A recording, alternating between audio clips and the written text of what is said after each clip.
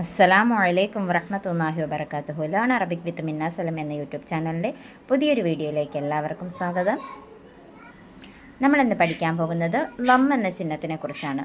ലം ചിഹ്നം ഉപയോഗിക്കേണ്ടത് എങ്ങനെയാണെന്നും ലം ചിഹ്നം ഉപയോഗിക്കുമ്പോൾ കിട്ടുന്ന ഉച്ചാരണം എന്താണെന്നുമാണ് നമ്മളിന്ന് നോക്കാൻ പോകുന്നത്.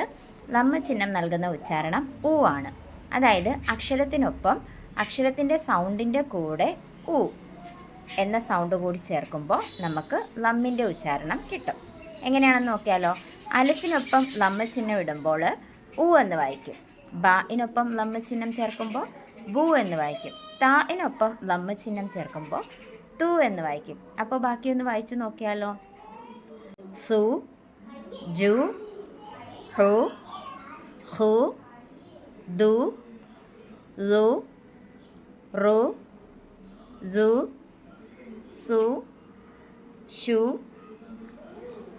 സു, ലു, തു, ലു, റു, റു, ഫു, ഖു, കു, ലു, മു, നു, ഹു, വു, യു.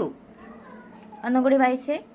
ഊ, ബു, തു, സു, ജു, ഹു, ഹു, ദു, ലു, റു, സു, സു, ഷു, സു, ലു, തു, ലു, റു, റു, ഫു, ഖു, കു, ലു, മു, നു, ഹു, വു, യു.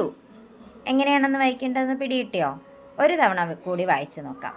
ഊ, ബു, തു, സു, ജു, ഹു, ഹു, ദു, ലു, റു, സു, സു, ഷു, സു, ലു, തു, ലു, റു, റു, ഫു, ഖു, കു, ലു, മു, നു, ഹു, വു, യു.